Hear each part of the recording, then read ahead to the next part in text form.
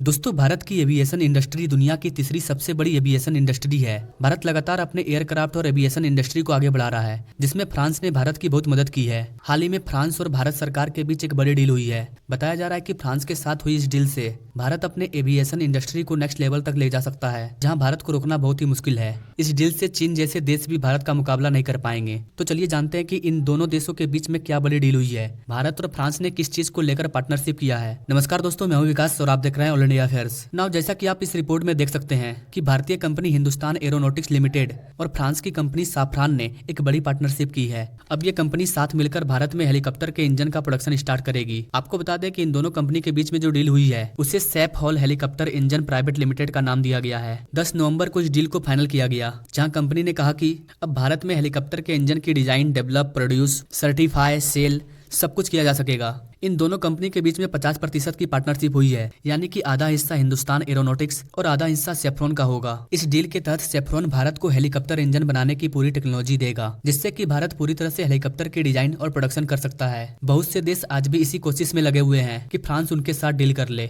और उन्हें भी ये टेक्नोलॉजी मिल जाए, जिससे कि वो अपने देश में हेलीकॉप्टर का इंजन बना पाए। लेकिन वो पीछे रह गए हैं और भारत को फ्रांस ने ये टेक्नोलॉजी देने का फैसला कर लिया है। फ्रांस की सेफ्रॉन कंपनी ने इस पार्टनरशिप को कंफर्म कर दिया है और कहा है कि वो भारत में मेक इन इंडिया मिशन के तहत भारत में हेलीकॉप्टर इंजन का प्रोडक्शन स्टार्ट करेंगे और सबसे पहले भारत की जरूरत को पूरा करेंगे। भारत की जरूरत को पूरा करने के बाद वो इसे विदेशों में भी एक्सपोर्ट करेंगे। यहाँ सेफ्रॉन ने ये बात क्लियर कर दिया है कि वो भारत में हेलीकॉप्टर इंजन बनाने के लिए तैयार है। सेफ्रॉन को कई देशों से ऑफर मिला था, लेकिन सेफ्रॉन को किसी पर भरोसा नहीं था, इसलिए उसने सब कुछ छोड़कर भारत के साथ पार्टनरशिप किया। फ्रांस के सेफ्रॉन कंपनी की इस टेक्नोलॉजी से जो हेलीकॉप्टर इंजन बनाया जाएगा उसे भारत के मल्टी रोल हेलीकॉप्टर में लगाया जाएगा। और चूंकि दोनों कंपनी के बीच में 50% का पार्टनरशिप हुआ है, इसीलिए यहाँ किसी एक की बात नहीं मानी जाएगी। जो भी फैसला लिया जाएगा उस पर दोनों की सहमति होगी। किसी भी नए प्रोजेक्ट के लिए दोनों कंपनी आपस में चर्चा करेंगे और फिर दोनों की सहमति से एक डिसीजन लिया जाएगा। इसके अलावा एक और बड़ी अपडेट की बात करें तो भारत के हिंदुस्तान एरोनॉटिक्स लिमिटेड के साथ एयरबस ने भी एक बड़ी डील की है। एयरबस कंपनी हाल के साथ मिलकर भारत में सिविल एयरक्राफ्ट मेंटेनेंस फैसिलिटी को सेटअप करेगा।